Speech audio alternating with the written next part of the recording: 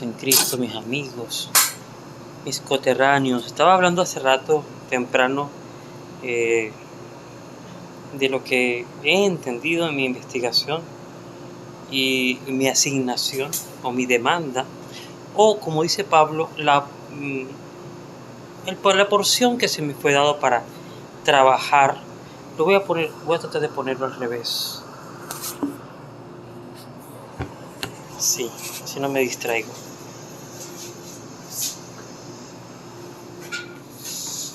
Bueno, espero no salirme del cuadro. Lo que pasa es que cuando empiezo a ver mensajitos y eso, me empiezo a distraer.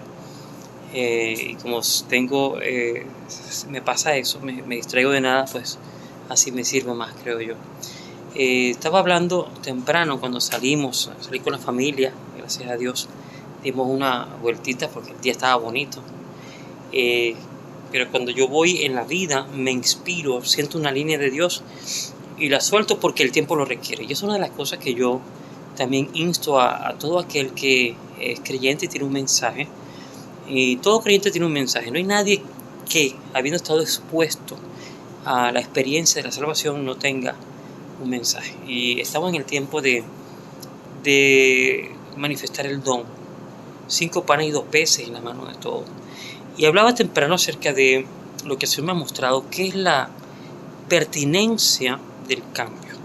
¿De qué forma, o a qué me refiero yo, por lo menos mi mensaje, cuando hablo de la reforma de la iglesia, cuando hablo de la restauración de la iglesia, cuando hablo de ocasionar un avivamiento, de ocasionar un despertar? ¿De qué estoy hablando? Estoy hablando, primero, por qué es pertinente hacerlo. Creo que hay mucha gente que no entiende. Increíblemente, hay gente que no comprende, se hace la vista gorda viendo el mal testimonio y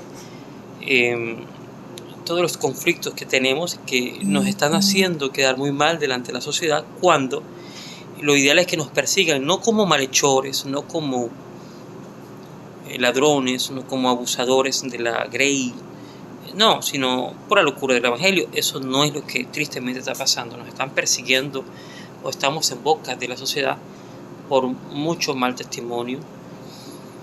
Y ahí es donde entonces el corazón pues uno sangra. Estudiando todos los avivamientos, estudiando todos estos procesos de cambio de la iglesia, he podido identificar los patrones. El Señor me pone a esto el año pasado. Hay que identificar los patrones para poder entender el principio detrás de cada patrón.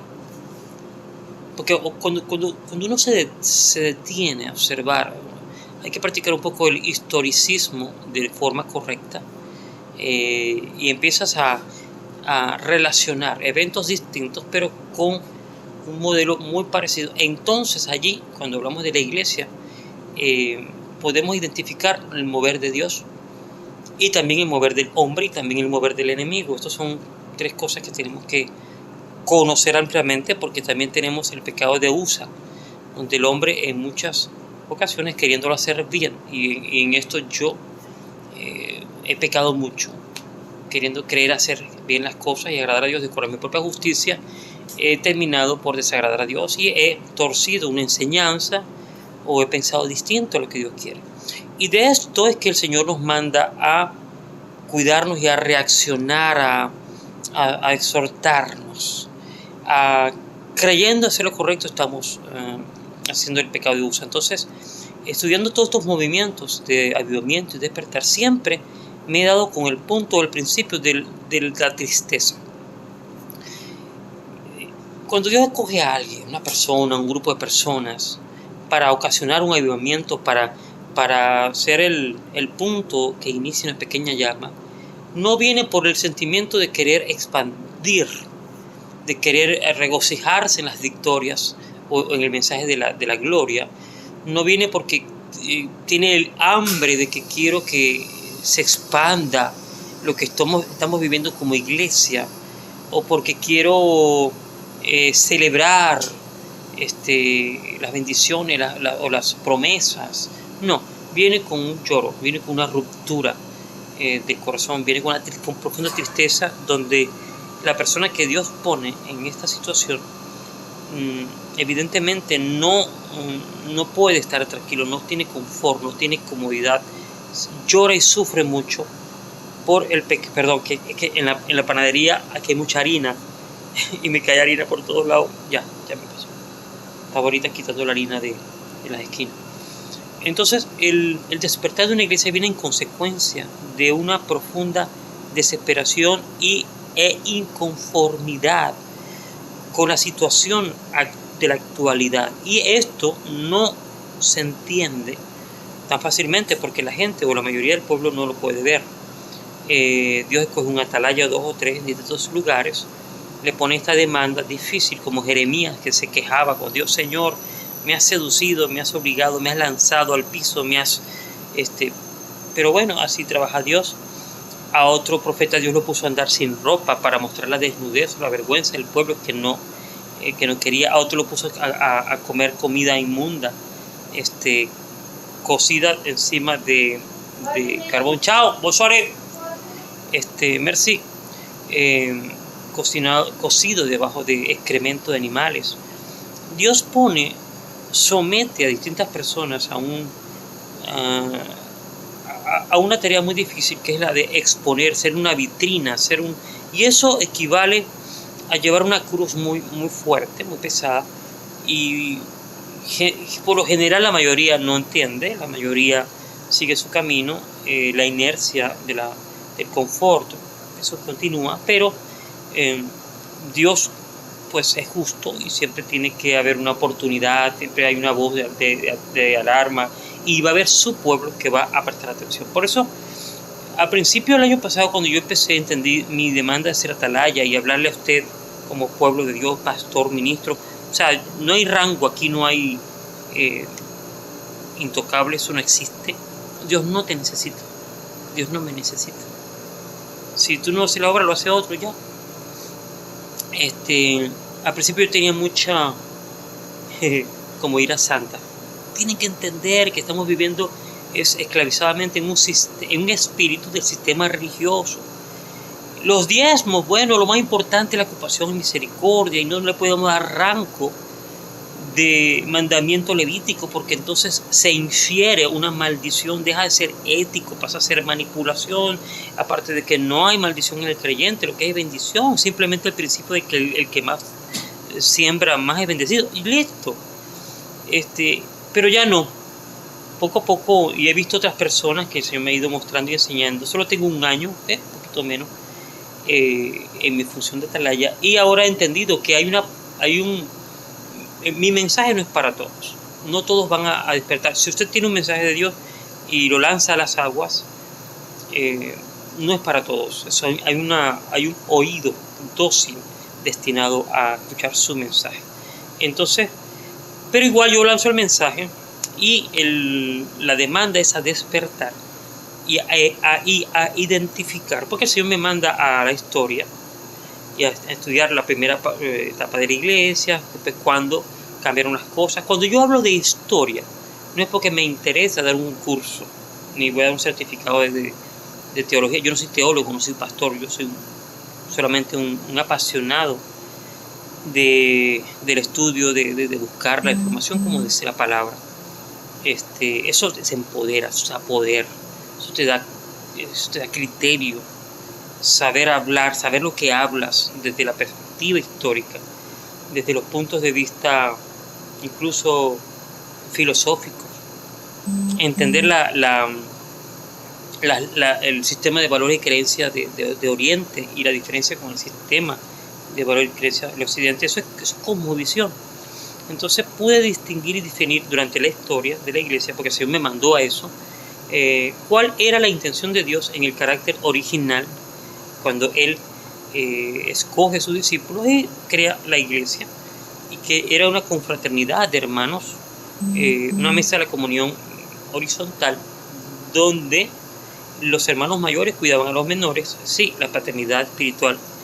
Hay un sentido correcto en la Biblia, un sentido correcto, no es una exclusiva de conexión emocional eterna, no, es un periodo, como un papá con un hijo, lo forma, primero lo gesta, lo da a luz, lo forma, hasta que el creyente, como dice 1 Corintios, Pablo a la iglesia, cada quien se va a velar por sí mismo y ver cómo se sobreedifica. Al final, Dios da el crecimiento. Incluso Pablo habla de los ayos.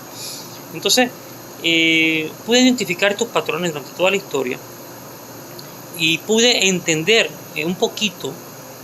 Todo lo que yo enseño es complementable con porciones de otras personas, que Dios da a otras personas. El querer decir de Dios detrás de la historia, el querer decir de Dios detrás del canon, después revelado en la historia, porque tenemos un problema que el canon está acá y 2021 años, 2000 años, 1990 años estamos acá. Y entonces no entendemos por qué pensamos o por qué entendemos la teología como la pensamos. Creemos que nosotros hacemos así, damos una vuelta por encima de los casi 2000 años de la historia de la iglesia, caemos en el canon y tenemos el total acceso al querer decir de Dios, sin reconocer que tenemos unos prismas de comprensión de la vida que se llama la cultura. El legado histórico, el legado cultural. Y por eso todo creyente debe de ser versado en la historia de la iglesia y en la manera en que pensaban los grandes hombres de la historia que significaron los puntos de quiebre. O sea, viene la teología, se levanta alguien y con una profundidad tal genera un sistema de pensamiento, lo populariza, y entonces hay un punto de quiebre en la línea de la teología en la historia de la iglesia. Uno tiene que identificar no solamente esas personas, sino de dónde venía la línea, cómo se quiebra, qué aporta y después las consecuencias, para entender hoy día quiénes somos y dónde estamos. Un hermano estos días me dijo: el que conoce la historia conoce la profecía. Entonces, ¿por qué me preocupa lo que está sucediendo hoy día? Cuando yo hablo de historia, yo relaciono es la condición de la iglesia actual. ¿Por qué pensamos como pensamos? Viene por una herencia cultural. No fue que Juan muere en el año 100, 101, 102, no se sabe, 103. Luego allí se suspende el mundo y de repente usted nació, y yo nací hace 49 años en mi caso. Y cuando mi familia conoció a Cristo en el año 80, ahí hubo la continuación de la iglesia. Y entonces todo lo que cree la iglesia supuestamente es completamente infalible y tomado prístinamente del mismo segundo en que Juan, el último apóstol, muere, y entonces tenemos acceso a una interpretación teológica correcta. No es así. Eso es lo que ingenuamente la mayoría de la gente cree. Cuando alguien dice: no, porque yo creo lo que la Biblia dice, ya estás demostrando que no sabes reconocer la herencia cultural que proviene de la historia, los sistemas de pensamiento. Y en este año que he dedicado a estudiar esto, me he dado cuenta que hay un problema. El problema no es la malversación. O sea, ¿dónde está la iglesia ahorita y cuál es el problema? Y quiero compartir cuál es el problema, uno solo. Y corrigiendo ese problema, todas las cosas vienen en consecuencia. El abuso espiritual, las herejías, producto de las falacias. No todo el mundo se hereje, la mayoría desconocen. Gente genuina que desconoce. Y hasta el extremo de los apóstatas. El abuso de los diezmos, el abuso de la manifestación de los dones del Espíritu. Es que los dones son vigentes, sí, no, cuáles son vigentes, cómo la profecía se debe entender para la edificación de la iglesia. Y siempre conseguimos líneas de pensamiento tipo paradigma. ¿Qué significa un paradigma? Un paradigma significa que hay un sistema de comprensión al que le atribuimos verdad absoluta y que ni siquiera nos detenemos a pensar si eso es así, porque firmemente defendemos la idea que es así. Y son líneas teológicas. Ahora, ¿por qué la iglesia de este tiempo no tiene el acceso a la necesidad de replantearse como la iglesia de Berea el anacrinontes? ¿Qué es el anacrinontes? Significa el discernimiento profundo. Es porque hemos hecho conexiones, hemos hecho hemos hecho un patrimonio afectivo con nuestros líderes, gente hermosa de Dios, inigualables, que estuvieron allí, que dieron su tiempo, su pasión, mucho su vida. Como en el caso mío, yo tuve pastores que incluso dieron su vida ya. Y nos enseñaron de una manera, pero nosotros le hemos otorgado la categoría de verdad absoluta, porque hay falacias. No hablemos de herejías, hay falacias dentro de los cuales nosotros nos movemos, y esas falacias nos impiden ver mejor la profundidad de lo que Dios quiere decir. Estas falacias, como lo quiero yo siempre decir, el Señor me mostró cuál es el punto del problema de la iglesia hoy día, en las múltiples aportaciones de supuestas respuestas. No, ¿qué hay que hacer? Hay que hacer esto, hay que hacer aquello, hay que hacer grupos de oración, hay que hacer evangelismo, hay que hacer campaña, hay que hacer no sé qué, hay que hacer pactos. En estos días vi una predicación de Dante Gebel y me gustó mucho. Creo que se llamaba Bailando en la Zarza o algo así. Se lo recomiendo. Él tiene mucha razón. Él dice, ¿cuál es de tanto en tanto sale una alternativa?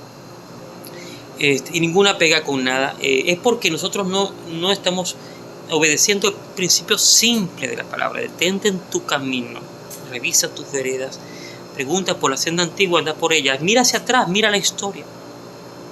Y lo principal que un creyente debe hacer es estudiar los movimientos desde el despertar de la iglesia, los avivamientos que Dios usó para despertar a la iglesia, y entender qué pasó allí y aprender de eso. Eso no va a sustituir el canon, eso va a complementar el canon. O sea, eso es una proyección, es un develar. Tú estás viendo es un ejemplo visual, un testigo visual, la historia. Esa es la misma iglesia.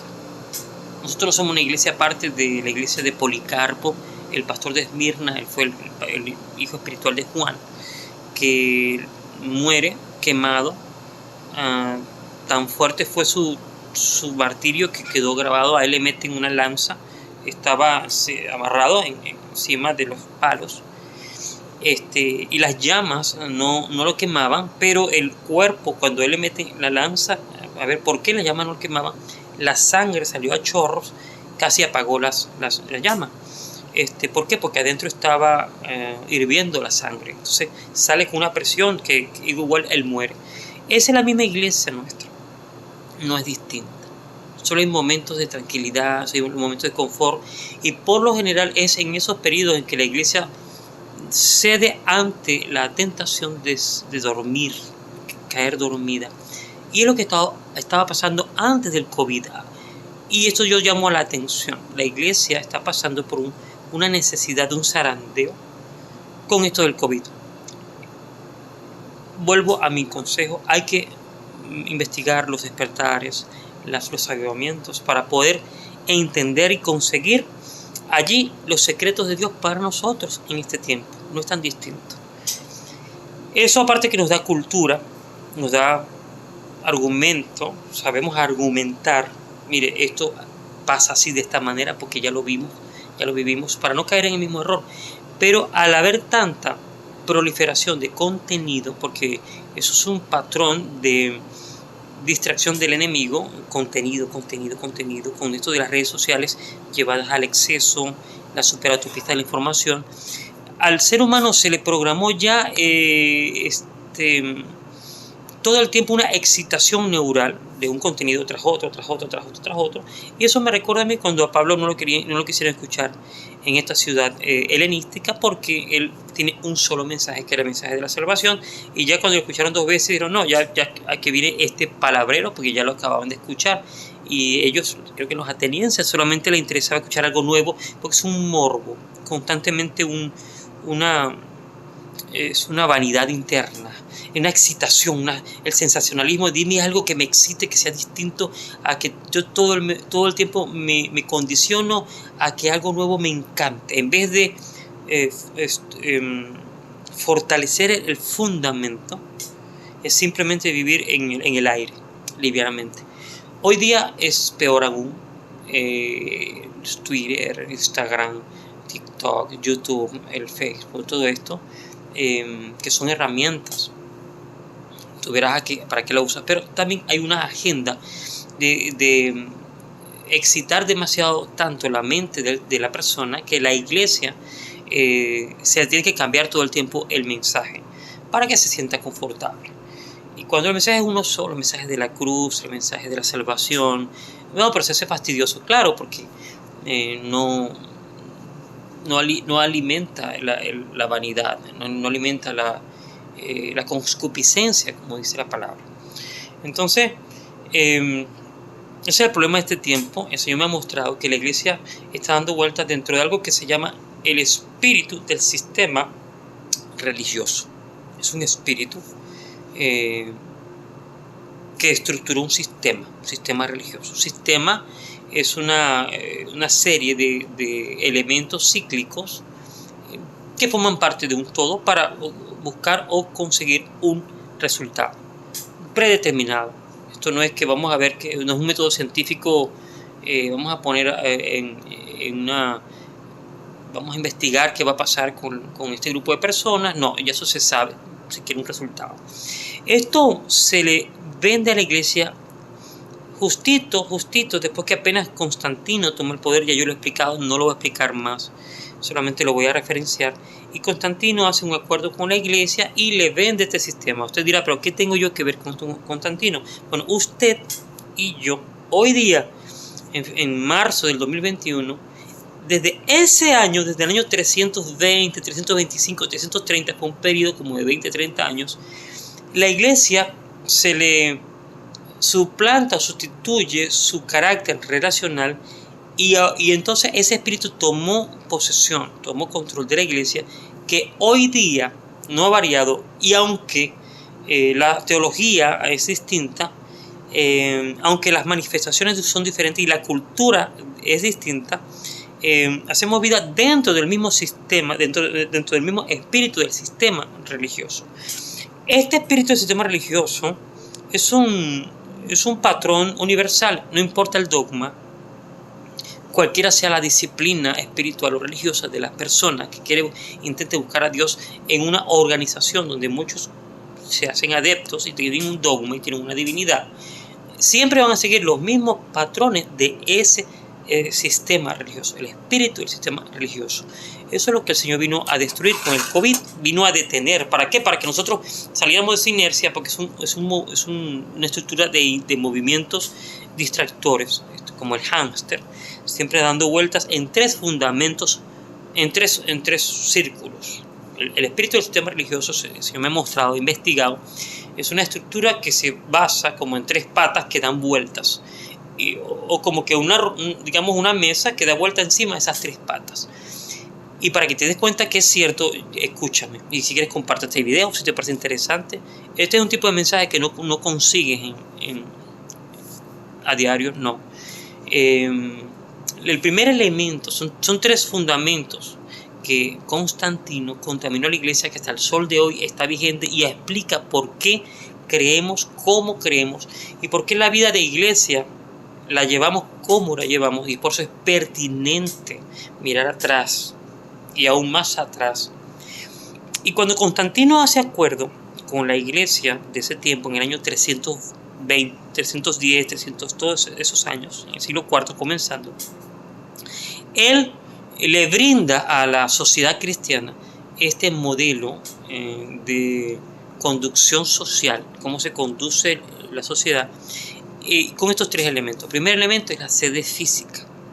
Le dice a la iglesia, entre líneas de acuerdo, bueno, no los vamos a perseguir más, y le entrega un palacio al Papa de Roma. En ese tiempo el Papa Silvestre I le dice, aquí tienes un símbolo de estabilidad, ahí se pueden reunir para buscar a Dios, ahí se pueden reunir con tranquilidad, nosotros los vamos a proteger, y le regala este palacio. En ese momento la iglesia cayó en el sincretismo de la religión judía o del paganismo, en el concepto templo. El concepto templo no existe, o sea, el concepto templo físico existió para el pueblo de Israel.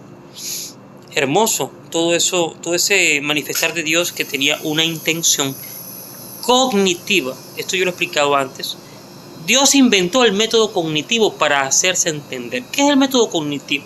Bueno, hace apenas unos poquitos años la ciencia cree que teorizó este sistema de enseñanza. No, el sistema cognitivo es que primero mostrándote cosas simples y físicas que ya tú puedes comprender y marcar en tu mente. Entonces, después con el tiempo viene el concepto o la idea o el significado real de ese simple objeto. ¿Qué es esto? Un par de lentes. Ok, está bien. Yo, en mi primera fase como niño, una fase infantil, inmadura, el cerebro está en blanco, y por eso que Dios usa el sistema cognitivo en la dispensación de la ley cuando saca al pueblo de Israel de la esclavitud, porque tenían una psiquis neutra, o sea, una sinapsis de esclavo, o sea, no tenían criterio, no sabían discernir, no tenían racionalidad, estuvieron durante 400 años en una neutralidad del pensamiento. Entonces el Señor tiene que derramarse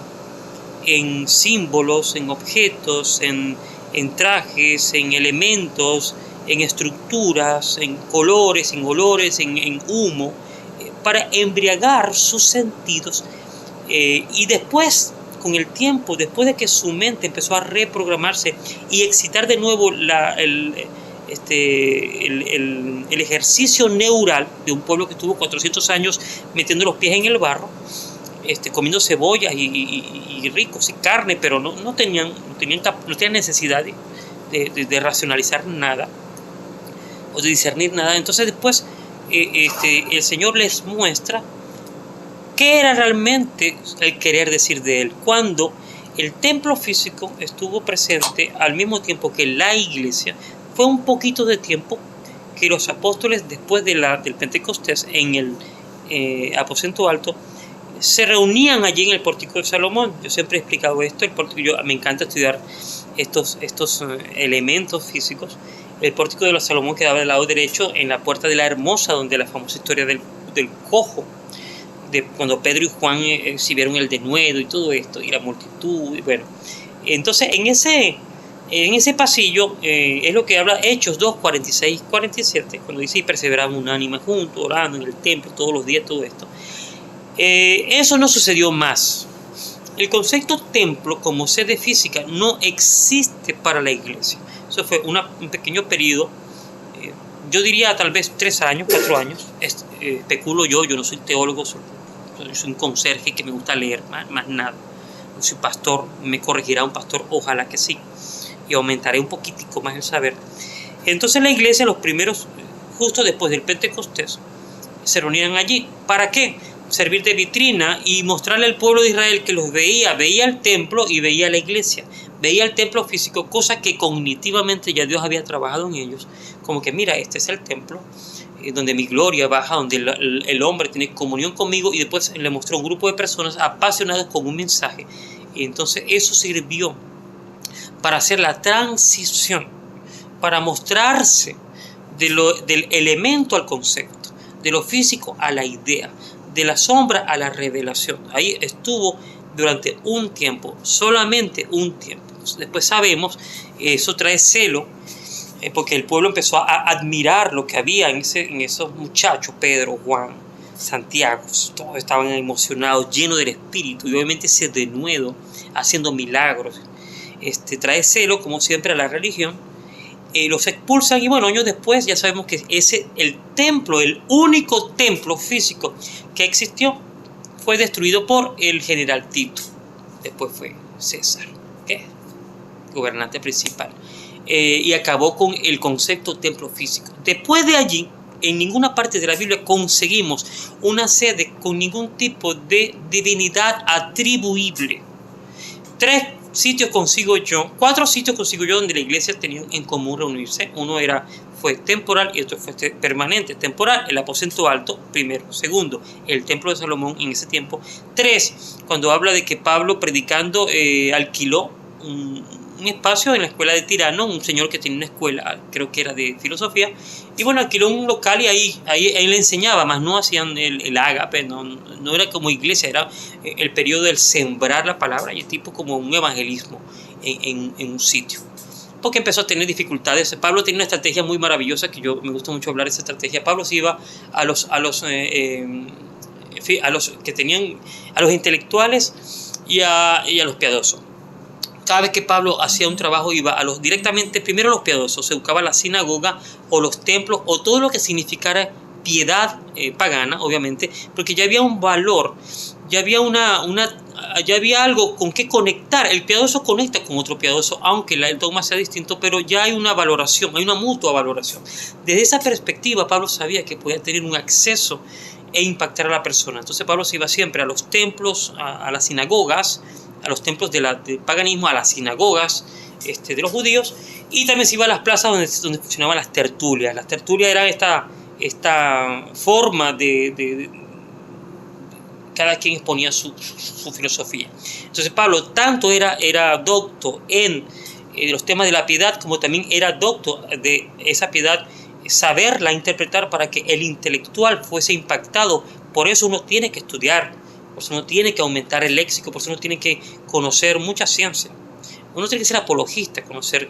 A mí me gusta mucho hablar de la física cuántica porque es maravilloso cómo la ciencia intenta y se jala los pelos para explicar todo lo que está en la palabra. Uno tiene que estudiar feminismo, las obras del feminismo, para poder defender la palabra y dar libertad de que el primer defensor de los derechos de la mujer es el Señor. Uno tiene que estudiar la ilustración, la era de la ilustración, siglo XVIII. Uno tiene que entender las revoluciones, la revolución francesa, la revolución industrial, el despertar científico con Isaac Newton. Uno tiene que saber muchas cosas para poder ocasionar agrado en el que te escucha y todo llevarlo a la fe de Cristo. Eso lo dice la palabra, sabiendo decir las cosas con gracia. Entonces, no existe en la Biblia un concepto templo físico para nosotros como iglesia. No existe. Esto se toma como un sincretismo del templo de Salomón, y Constantino se lo ofrece a la iglesia. La iglesia entra en ese edificio lujoso que Constantino en el año 312 se lo da al pastor de Roma en el año Silvestre I, y comienza entonces la iglesia, le quitan la cuña y rueda hacia el confort y toma mano del sincretismo. Bueno, esto es como el templo de Salomón, y comenzó un proceso de leudarse. Se empezó a leudar, fue poco a poco. Después de eso, obviamente, cuando Constantino hace este acuerdo con una iglesia, y usted dirá, aún si se acaba de conectar, ¿qué tiene eso que ver conmigo? Porque usted y yo hacemos vida dentro de la herencia que comenzó ese tiempo, y ya voy a hablar acerca de la reforma, la pre-reforma, reforma, post-reforma, los despertares. Voy a tratar de hacerlo lo más rápido posible y identificar los patrones, identificar las falacias, identificar la solución de Dios para nosotros, para que podamos entender con claridad dónde están los puntos que tenemos que seguir y hacer, y sale la imagen que es lo que Dios nos quiere revelar con el COVID. Entonces, estos tres elementos, que es el espíritu del sistema religioso que comienza en este tiempo constantino, empezó con la sede física. Usted y yo no podemos negar que le atribuimos algo especial, nos encariñamos. Ya nada más de saber que estamos entrando por un edificio donde ahí nos reunimos a orar, ya sentimos la presencia de Dios, y eso es malo. Eso es condicionar, eso es adaptar, eso es conectarnos con algo que no tiene nada que ver con la profundidad de lo que Dios quiere decir cuando dice que somos templo. Eso es lo que Dios nos quiere enseñar con el COVID. Tú con otro ya son templos, si están en mi nombre. Dejamos entonces la profundidad simple de Dios. Fíjate, la profundidad simple para adaptar estructuras vanas. Como lo dijo el Señor a través de Jeremías en los primeros capítulos, cuando dice: mi pueblo cometió dos pecados, me dejaron a mí para irse tras lo vano, cavaron cisternas que no retienen agua. Cisternas, la misma forma de la cisterna, imitando todos los modelos de la Biblia, de las distintas dispensaciones, pero realmente no tienen la esencia del fluir del Espíritu. ¿Por qué? Porque es un sincretismo. Sincretismo es la adopción de elementos de una fe para adaptarlo a otra fe, y que son conceptos distintos, antagónicos, son conceptos que no convergen, porque el Señor nunca vino a instituir un edificio espiritual. El segundo elemento es la jerarquía piramidal. De este tema de la jerarquía piramidal es muy extenso, además esto merece solamente este tema de la jerarquía, los pastores, quién está por encima, los apóstoles, los pastores, profetas, los ancianos, los obispos, los diáconos, merece 10 horas de explicación. Así que es difícil, y voy a tratar de hacerlo en 5 minutos. ¿Cuál es el problema acá? El problema acá es que el Señor advirtió cuando Juan, este episodio de Santiago y Juan, la mamá de ellos quiso interceder para que Jesús pusiera uno a la derecha, otro a la izquierda.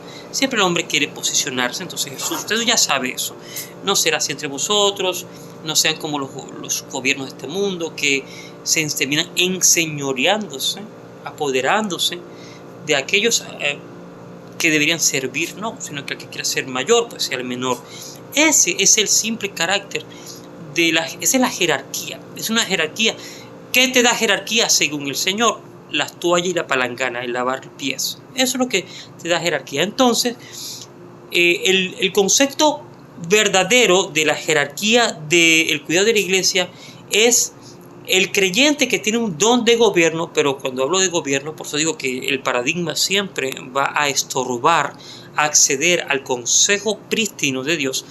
Y por eso siempre digo, si usted no conoce la historia, no va a entender que piensa como piensa, porque durante la historia han habido rupturas de líneas de pensamiento que han ido leudando y amoldándose a la iglesia hoy en día. Entonces, cuando se habla de gobierno, se habla de controlar, no, todo lo contrario, es de servir.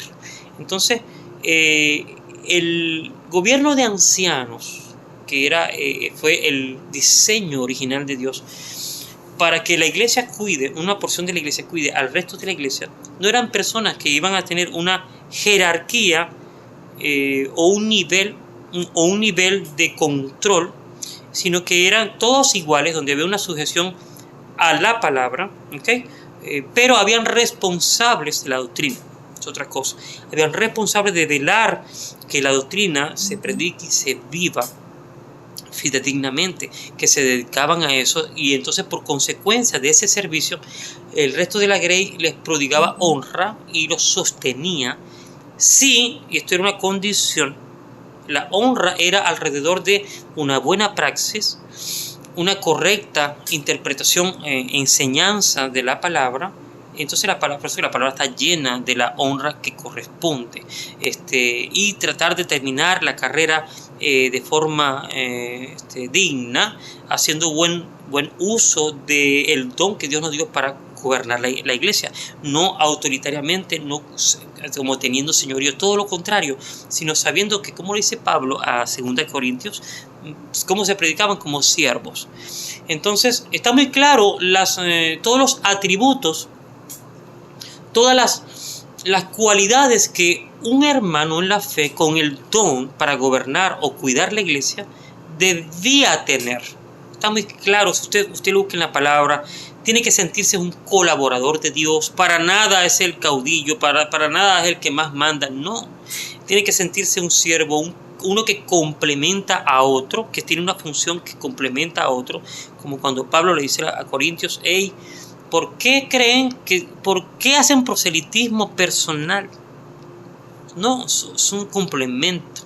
Yo llegué y puse un fundamento. Sí, yo pude poner la madre de los fundamentos, y después viene otro, y encima del fundamento que yo puse no es completo, es complementable. Viene otro y Dios pone, y hay otro fundamento, y todavía, aún así, ni siquiera usted puede confiarse que solo es todo. No, cada quien vea cómo se sobreedifica a sí mismo, y al final Dios da el crecimiento.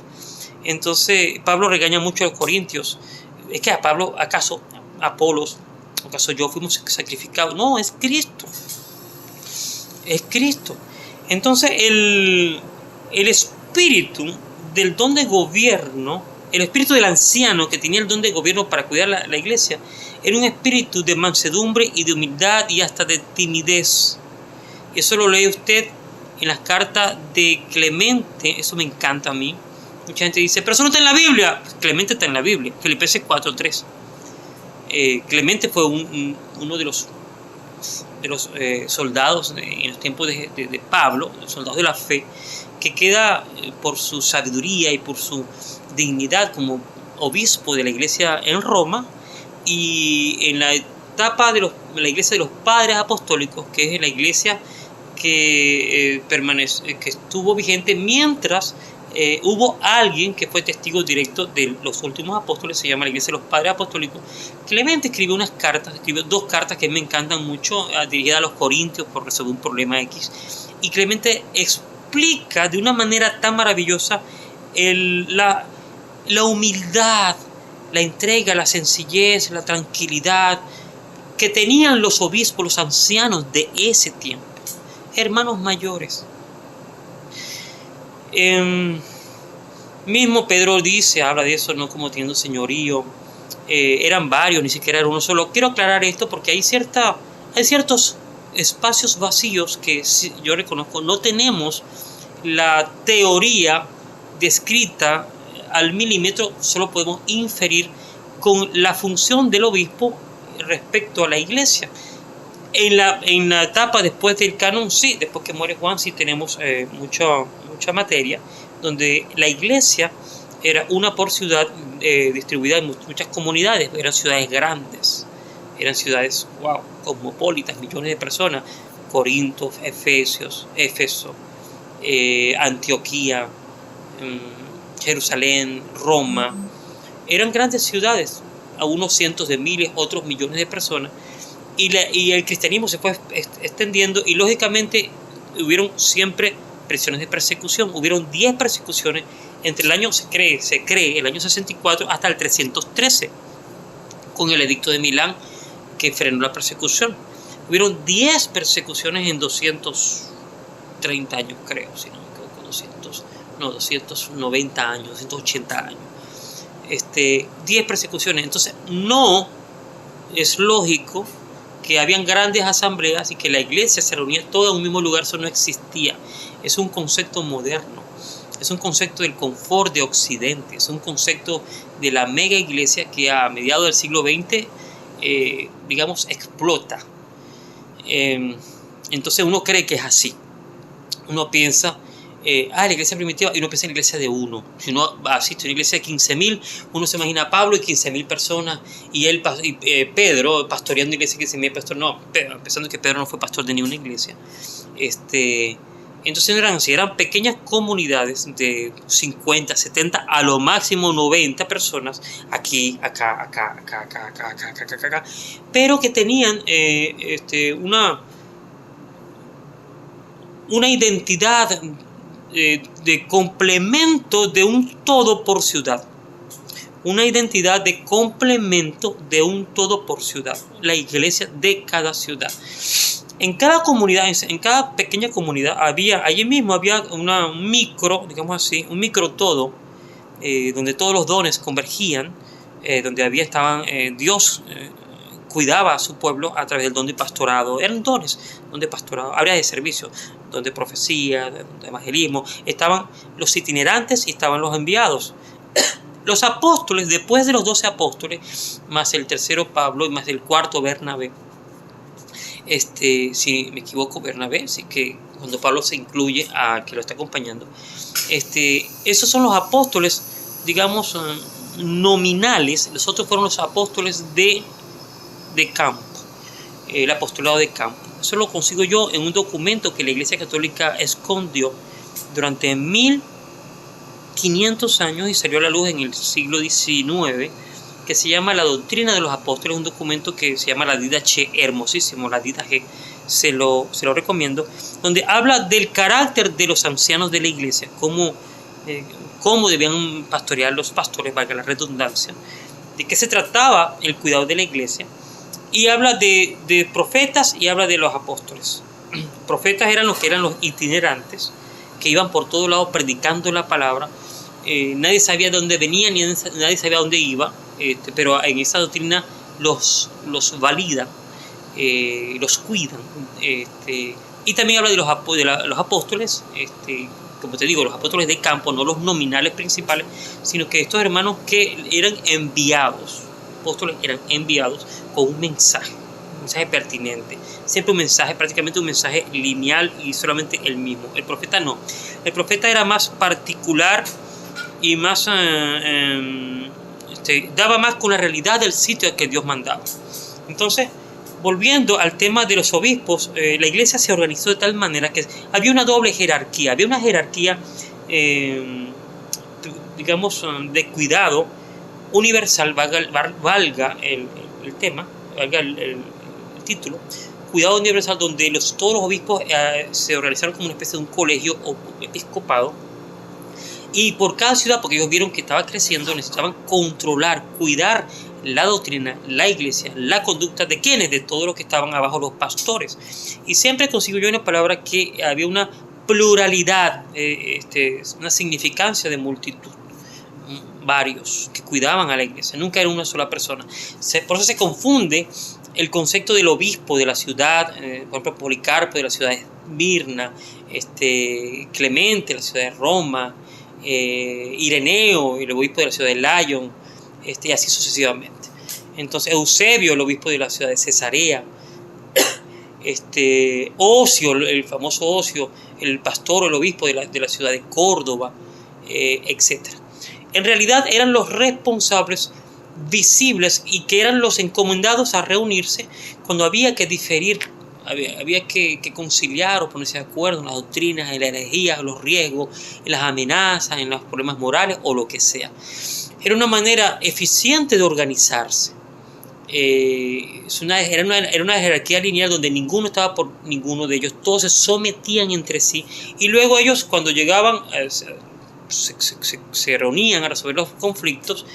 Del que yo tengo conocimiento, el primer conflicto después del concilio de Jerusalén, el famoso caso de los judaizantes en Antioquía, que aparece en la Biblia, del que yo tengo conocimiento para prestar este ejemplo, es el conflicto de la celebración de la Pascua, cuando la iglesia que estaba en las ciudades judías querían celebrarlo de una manera diferente a lo que estaban en las ciudades helenísticas, o las ciudades de Occidente, las ciudades del imperio. Entonces tienen una cultura distinta, más hacia el domingo, y los cristianos que estaban en la cultura con influencia judía lo querían celebrar más el sábado, más hacia el sábado.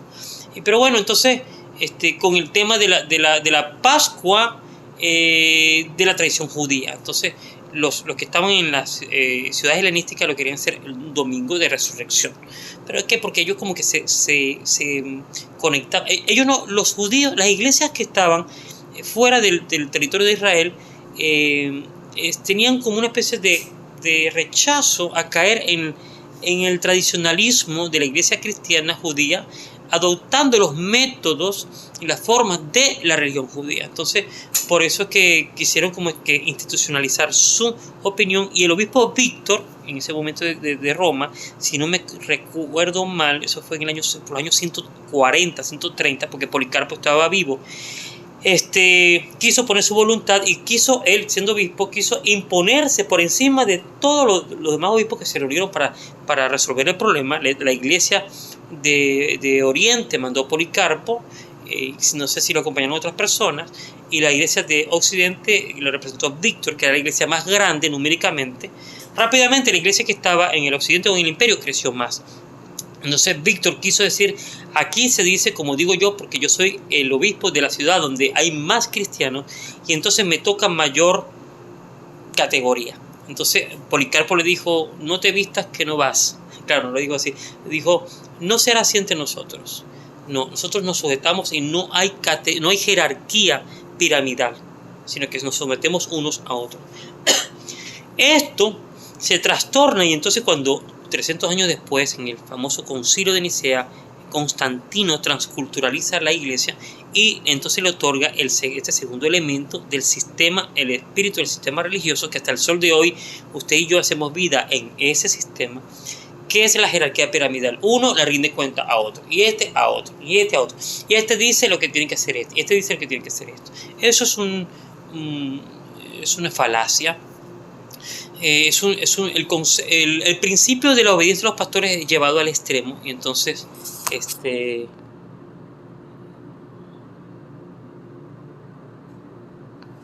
bueno, Dios les bendiga los que me están viendo. Y voy a tratar de terminar, pero esto es cultura, entonces se tiene que hablar. Y el tercer elemento que Constantino vende es la estandarización de las formas. Ahora todas las cosas se hacen de acuerdo a un estándar, se incorporaron los ritos, los actos litúrgicos, la tradición y la cultura, todo un costumbrismo, y entonces cesó la espontaneidad del espíritu. Tristemente, esto es el espíritu del sistema religioso. Sede física con aire de divinidad, concepto templo, la jerarquía piramidal donde la gente ya no entiende el principio de Berea, donde la jerarquía es proporcionada por un buen hacer, por un buen cuidado de la obra, donde no se aparte de la palabra, donde son personas doctos, donde son personas que son nobles, que son piadosos, que no se enseñorean, que, como advirtió Pablo a Corintios en su segunda carta. Pablo estaba avergonzado de los corintios porque entraron personas y se apoderaron del corazón y la mente de la iglesia y les abofeteaban, les quitaban lo suyo, los robaban. Y bueno, no es muy distinto a lo que pasa hoy, usted ha visto en las redes sociales. Entonces, y el tercer elemento es la estandarización, porque la iglesia tenía que organizarse y tiene que haber un control, porque había que rendir cuentas al poder político del Imperio Romano. Y entonces los domingos se institucionalizó la gran asamblea y dejó de ser un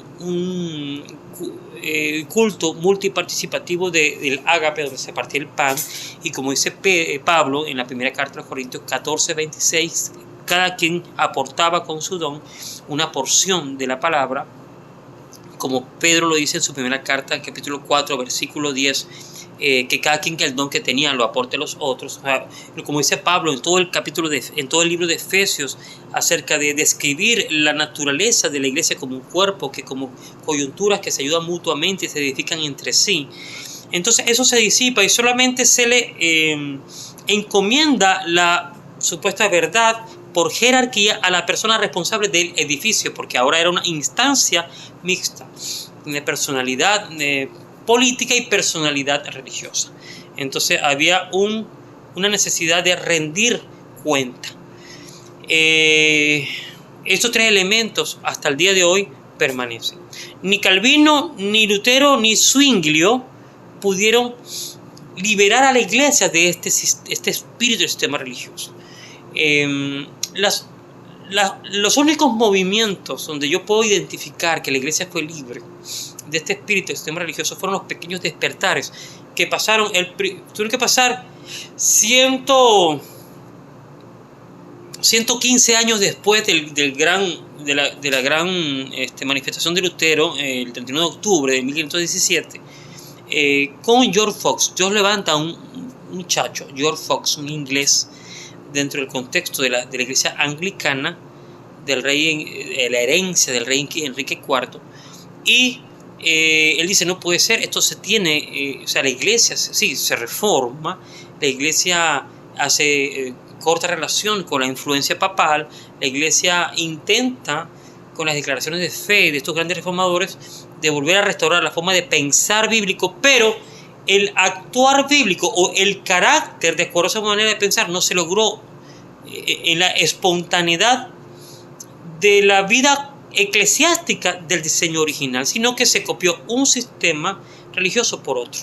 Eso permaneció igualito, tanto en la iglesia luterana como en la iglesia suiza arriba, de Ginebra, en el cantón de Ginebra con Calvino, como en la iglesia anglicana misma.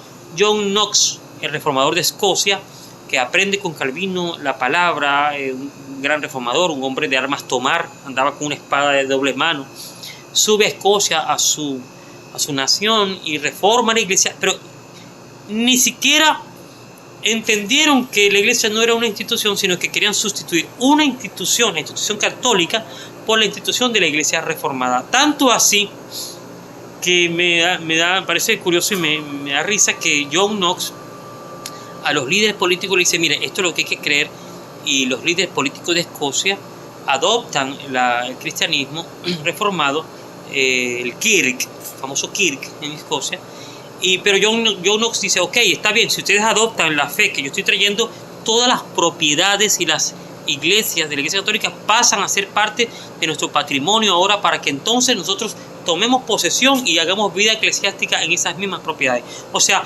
una institución por otra.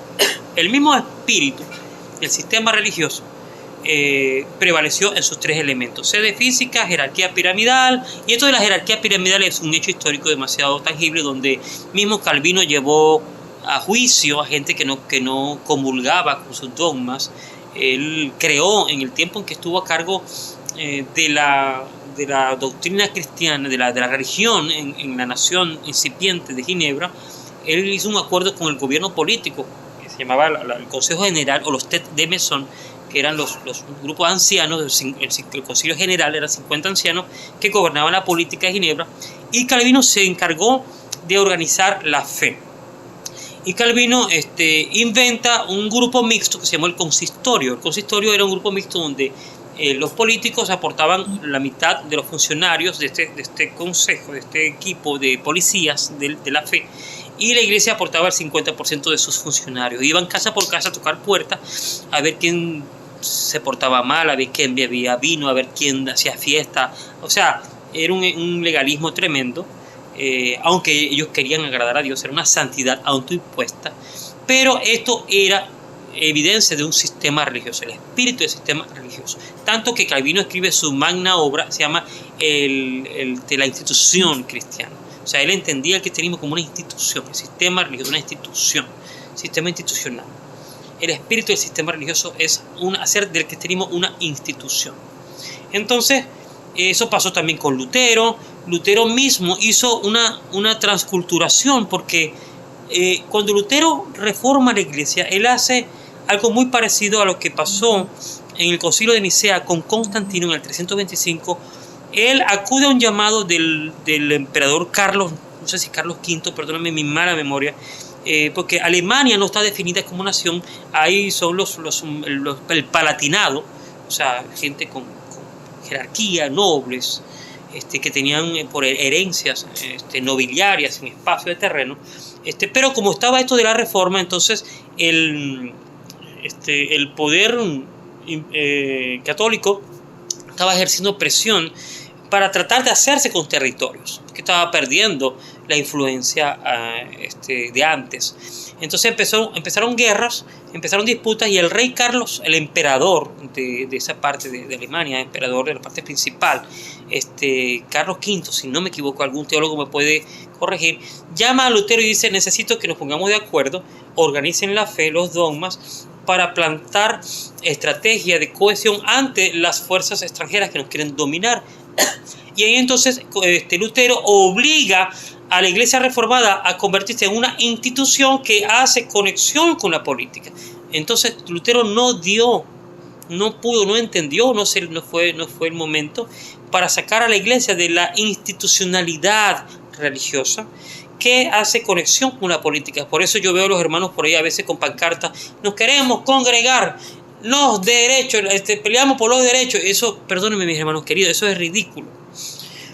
Tristemente, eso no, o sea, nuestra Efesios 3:10. Simplemente Efesios 3:10. Nosotros, la iglesia, es el instrumento de Dios para que Dios manifieste su multiforme sabiduría en los lugares celestiales. ¿A quién? A las potestades que están en los cielos, que son los que gobiernan a los príncipes de este mundo. Estamos haciendo las cosas al revés, porque entendemos la vida cristiana, entendemos la iglesia desde la perspectiva del espíritu de la institución religiosa, el sistema religioso, una institución con esos tres elementos. Cuando viene el COVID, se cae la sede física, porque ya cerraron los edificios y se le cayó el piso a todo el mundo. La gente no se halla porque no tiene su conglomerado de idolátrico, toda su simbología, que es lo que realmente lo llevaba a una atmósfera, como se habla ahora. No me gusta usar esa palabra, pero lo uso con cierta Bueno, esa es una atmósfera de divinidad y un doble poder de gloria, porque entonces habían las pantallas, las alfombras, la tecnología y todo esto. La sede física se cae, o sea, para que ustedes vean cómo Dios quiere desmantelar el espíritu del sistema de la institución religiosa para cambiarlo por el ágape en las casas, la comunión de los santos, con el sistema de gobierno que él diseñó en un principio. Entonces viene el COVID, se cae la sede física, mucha gente se queda como bachacos sin antena, como hormigas sin antena. Segundo, Dios golpea la jerarquización piramidal, porque ahora entonces la gente no tiene debajo de ellos a nadie, sino tiene una pantallita, y eso no es a lo que la institución o la institucionalidad religiosa le gusta, eso es control y conexión con un modelo, con una persona que se vende ahora en este tiempo posmoderno como el ideal, como escribe hay un libro herético que se llama Una iglesia con propósito, un libro altamente contaminante. Lo nombro el autor porque tengo prohibido por Dios, a veces se me sale nombrar personas, pero eso no es ético. Hay gente que incluso siendo genuina está engañada y está haciendo mejor trabajo que yo, o tiene incluso mejor moral en su vida que la que yo puedo decir. Entonces, pero sí tengo que denunciar. Este libro dice que el pastor es el amor, es una estrategia para marcar en un grupo de personas una línea de acción de acuerdo a lo que una persona diga. Esas son las falacias del sistema religioso institucional. Dios tumba ese sistema y entonces la gente se queda sin la influencia física y emocional que lo lleva todo el tiempo a mantener una excitación del ego, porque en los últimos tiempos el evangelio que se predica es un evangelio de la motivación.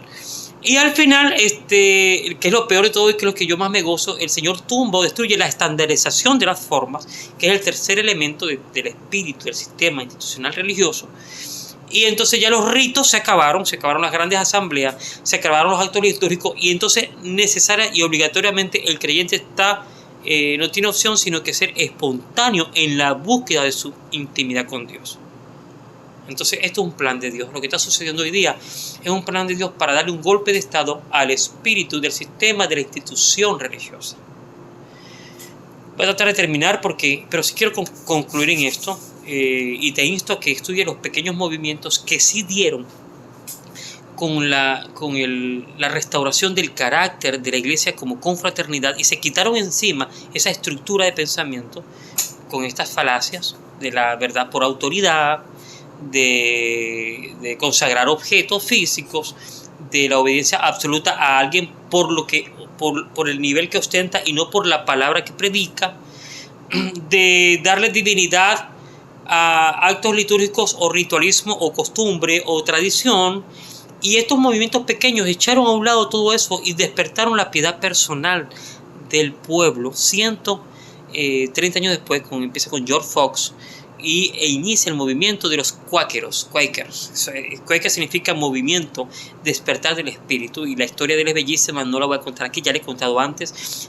8 o 10 años después, Dios levanta a un alemán de la iglesia luterana, era un pastor alemán, era un pastor de la iglesia alemana que se llamó Jacob Philipp Spener, e inició un movimiento que se llamó los piadosos para despertar la iglesia. ¿De qué?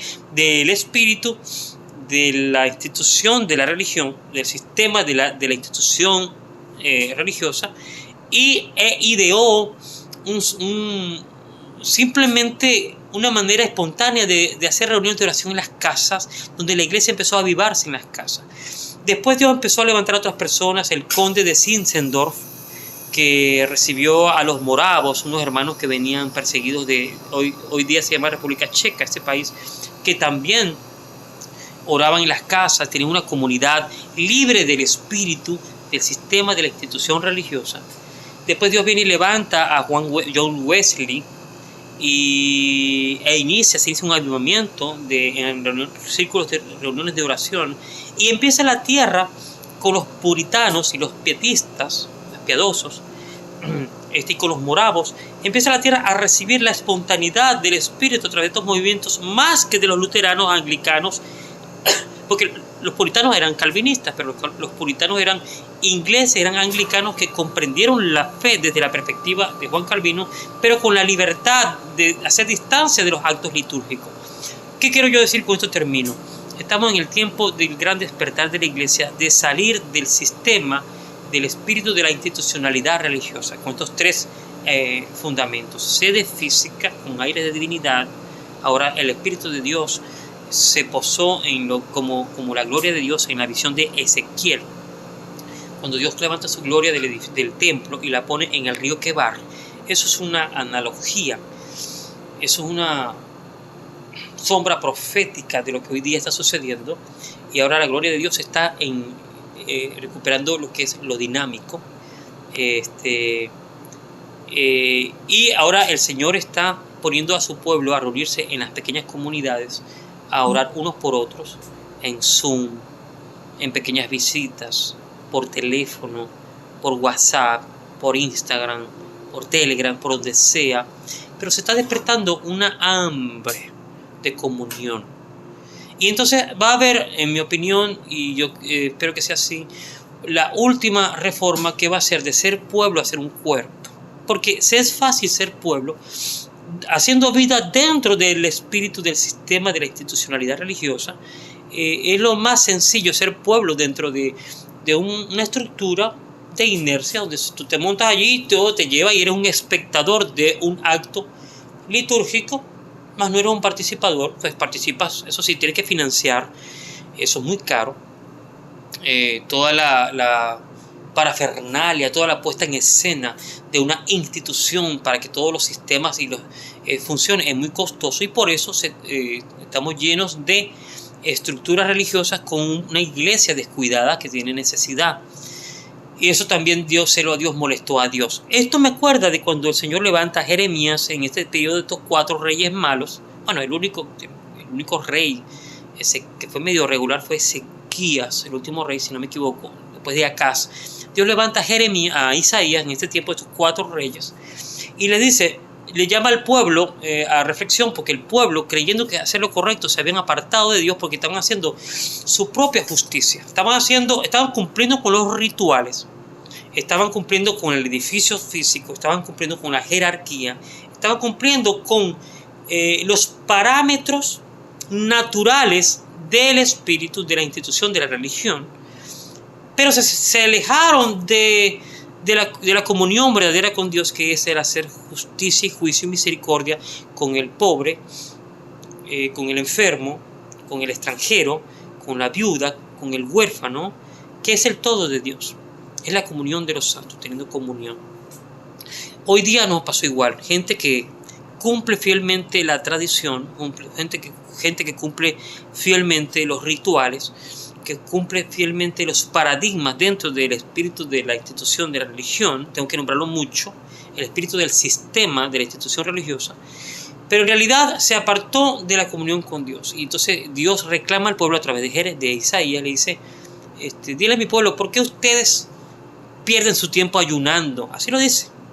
O ayunan, oran, ofrendan, hacen todo lo que consideran correcto, y me reclaman a mí que por qué yo no respondo a ustedes. ¿Ustedes creen que de verdad me están agradando? Y incluso eso también en otro llamado con Jeremías, creo. Usted me corregirá cuando dice, hagan sendas derechas, restituid al agraviado, haced justicia. Después venid y estemos a cuenta. Entonces no podemos pretender que nos merecemos el avivamiento sin reconocer que todos nos hemos alejado de Dios por andar detrás de hacer vida dentro de esta estructura con estos 3 fundamentos que tristemente desplazaron el dinamismo del espíritu. Tristemente seguimos porcentajes, fechas, normas. Cuando hablo de porcentajes hablo de que el diezmo es el 10%, se da todo para se da el diezmo para todo menos para el objetivo de Dios. El objetivo de Dios para el diezmo eran 3 aspectos simples: que se cuide al que trabaja para Dios, que se cuide a las familias que tienen necesidad, y hacer comunión. Era la fiesta de los tabernáculos en ese tiempo, para hacer la comunión celebrando a Dios. Eran 3 porciones en el que el diezmo, que era sustento, era la idea de Dios. Eso pasó, esos principios se permanecen en la iglesia. La gente dice, todo el diezmo para la iglesia. En realidad no, se está usando el diezmo para los proyectos de la institución religiosa, pero no es así. Lo correcto es que el diezmo tiene que ir para velar por las necesidades de los que nos cuidan, los ancianos, las necesidades de si queremos respetar el objetivo de Dios del diezmo original o del diezmo mandamiento, que es lo que importa, porque lo que hay que prestar atención es cuando Dios dice esto es un mandamiento.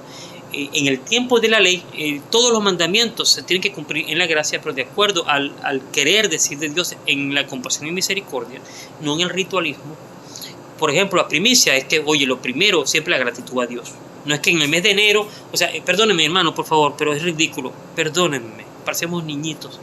En el mes de enero, no, es una acción constante de que siempre todo lo que, primero Dios, todo lo que tú recibes Dios te lo da, y lo primero es gratitud a Dios. ¿Cómo? Viendo la necesidad que Dios te pone y supliéndola. Eso es primicia. O sea que la primera acción de todo lo que tú recibes sea de gratitud a Dios. Señor, aquí está. Lo primero. Segundo, el diezmo. ¿Qué es el diezmo? Bueno, compasión y misericordia y conciencia y honra a los que nos sirven en la fe, a los hermanos que hacen vida como nosotros en la iglesia, y tener comunión unos con otros celebrando a Dios. Imagínense, mira lo perfecto que estos tres elementos de la iglesia vinieron completicos del mismo diezmo original mandamiento de Moisés, diezmo levítico. Bueno, he hablado bastante. Lo importante es que Dios está despertando al pueblo a entender que nos hemos apartado de Él, que hemos seguido nuestras propias directrices, creyendo que lo agradamos. Si quieres, comparte este video si has aprendido. Hay que ocasionar un arrepentimiento. Nos hemos alejado de Dios para seguir las estrategias de la religión. Dios te bendiga, y hay que despertar a la piedad personal. Compasión y misericordia es lo que quiere el Señor. Levántate en el nombre de Jesús.